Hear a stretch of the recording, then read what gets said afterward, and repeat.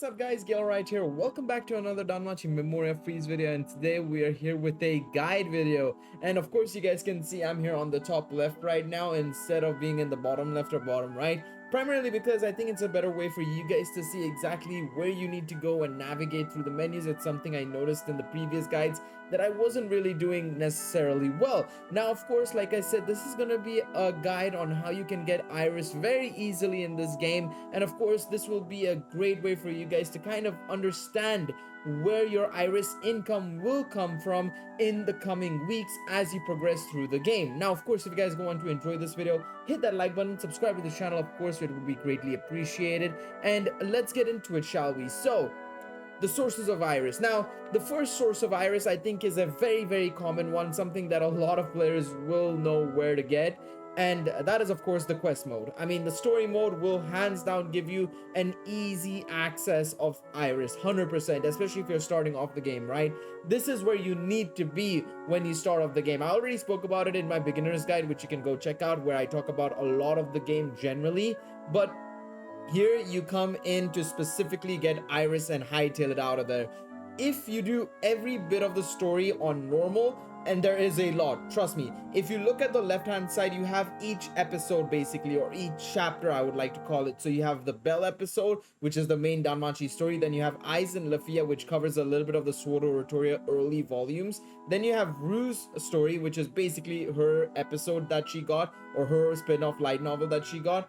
And then you have Sword Oratoria. Now, as you guys can see, each of them have a different set of chapters. The ones that don't get updated anymore are Eyes, Lafia, and Ryu. Sword Oratoria and the Bell episodes will continuously be updated as long as we get more Sword Oratoria light novels, and the main anime continues to go on in terms of Bell's story. So now, how much Iris do you get from here? Alright, so if you go into one of these episodes, I have to download the voices for that because I transferred over my game a couple of months back, or I'd say a couple of months back, 2 months ago due to some issues. So I had to rejig some stuff, so there's no voices. But if you go into each story, there's a lot of stages and there's 3 difficulties. Now, each of the difficulties give you a certain amount of Iris as well. It's the same amount for each stage, but you don't do the story on hard and very hard, or the story sections, it's just the battle sections. So if we were to take, let's say, 7 stages per episode, right, per each episode here, you would in total get, and I did the math on this before I went on and to record this video. So if you were to only do normal, you would have 55 episodes in Bell. Ice and Lafia have 19, Ryu has 5, and on top of that, Sword Oratoria so far has 12. Now, if you were to add all of that up, that's 110 episodes you have to clear. Now, each episode has 7 stages, average. Let's take that, right?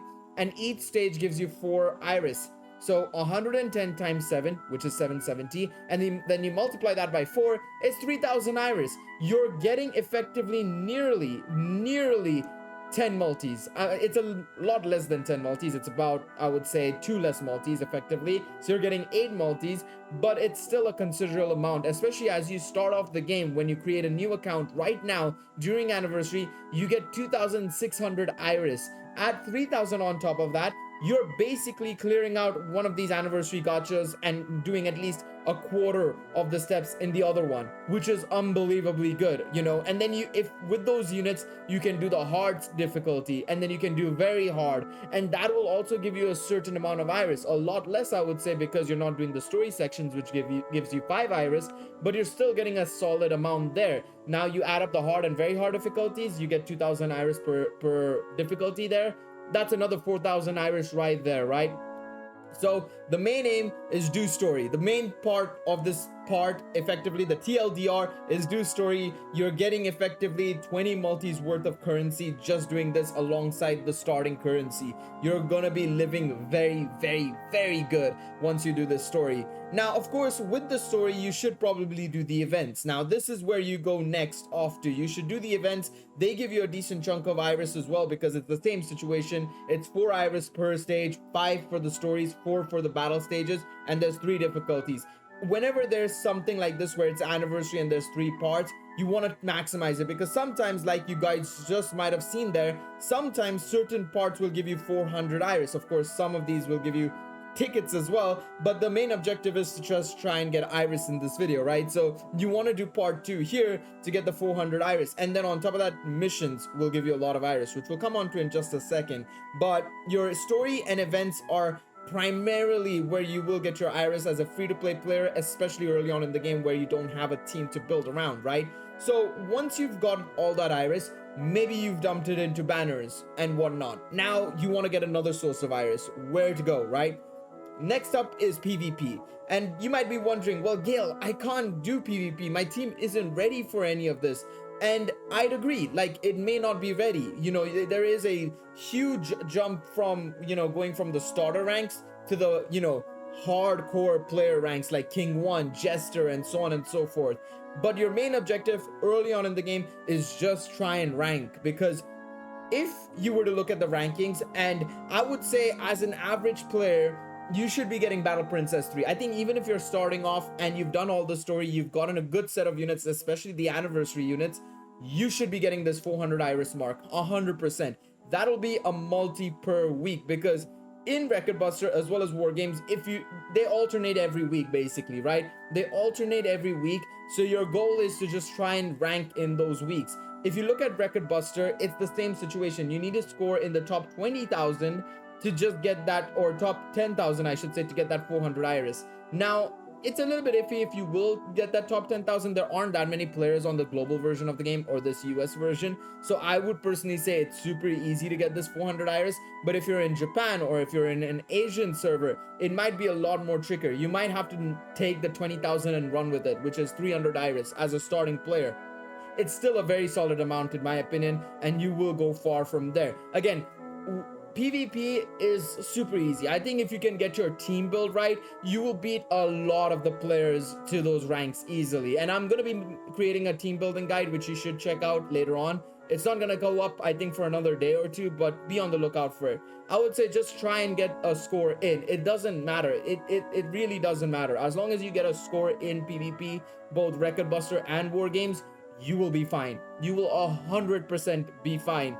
Another thing to note is I would urge you guys, it's not necessarily for iris particularly, but I would urge you guys join a familia, because sometimes there are weeks where there is no war games, but there is effectively familia war games. So your objective is to try and just get into the familia war games, to just try and get some iris. In all honesty, just try it. It is very imperative you do that, because you want to have that weekly currency going on, especially once, you know, you're done with story and stuff.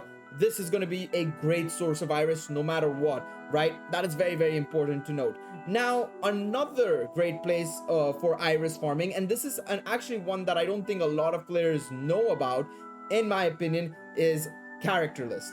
Now you might be wondering, character list? What do you mean by this? So once you go into the character list, you guys can see there are CP levels, right? We spoke a bit about this in the beginner's guide.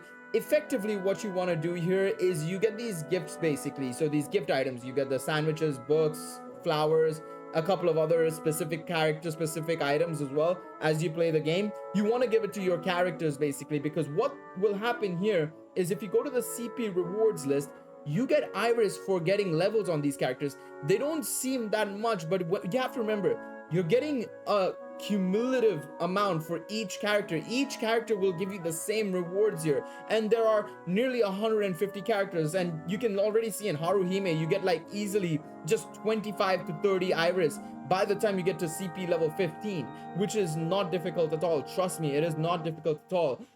All you need to do is give these items or just use those characters, and you'll just keep stacking up, right? Obviously I have 160-ish characters because I've summoned so many characters. That's the only way you get these characters in your list, but it's still, I missed out on 3, and I'm so disappointed that I missed out on 3, because not only do you get iris from here, you get iris from doing your missions, your guild missions. So if you go into total and you scroll all the way down, you guys can see here, Bell, if you get certain amount of characters to be CP level 26 or 27, you will get iris for that as well. So it is more important, it's very important to try and get as many characters as possible, as high up as possible, because you get rewards from the CP rewards list as well as these characters. Now you're wondering, why does it say Bell CP level, I CP level, and Lafia CP level, right?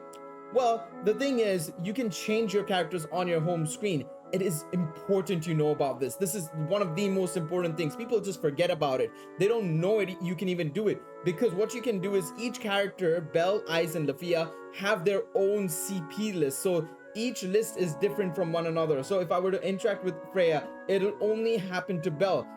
Ice and Lafia have a completely different CP level, so you're basically getting 3 times the effect here. So Haruhime was 40, I think, in Lafia's CP list. In Belle's CP list, she's 41. If I were to go to, say, Ice's list, it might end up being 41 as well, but it might be a slightly different bar if you look at it. No, never mind, it's perfect. Haruhime is 43 on Ice's CP list. Again, an example of the fact that you can do it for all 3 characters. It's a massive source of iris. Trust me on this, especially early on in the game.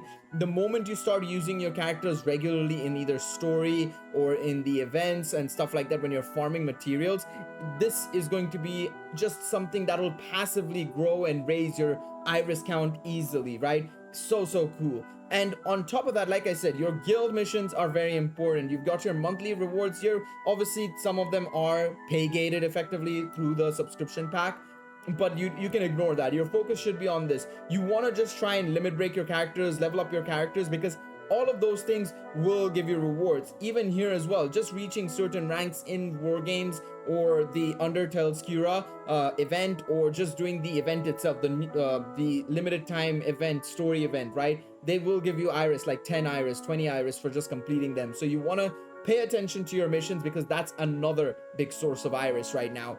Now, finally, this is one that even I don't use, to be quite honest, when it comes to being a source of iris, but it is pretty darn good. I think there's 2 places, actually. I'll talk about 2 places. One is the dispatch quest. It's the expeditions. You send your units out on these, and they give you a good chunk of rewards, as well as iris. Now, I personally don't touch this that much. I forget about it, in all honesty. It's something I should keep doing, right? But it's something I'm just prone to forgetting. But I highly recommend players remember to do this, because it comes in very, very, very handy, because it's just a recurring source of iris and materials as well. Gonna have to blur that out. Thank you, Talon. But do your dispatch quests. Now, on top of that, I would say another place for you to get iris is interact. If you go into the interact quest, and if you say go to, let's say I'm gonna go to let's say I go to Ryu. Let's go to Ryu, right? If you go to Ryu, right, you can see on the right hand side there's something called stories. You want to go to stories. If you go into stories, and if I were to say download this, you will be able to access basically certain story quests or story sections basically for the character, where you can get basically a story event regarding that outfit, or something where she's interacting with maybe like Belle or Seer or one of these characters basically, and you can get a nice voice over basically, as well as some iris basically, because it's the same as the story quests in the main event or the main episodes, basically giving you 5 iris, which is very, very cool. It's still checking the files. It's going very, very slowly here, unfortunately, but effectively, these are your major sources of iris. I don't know why I did this to myself. It's gonna go by very, very, very slowly, unfortunately.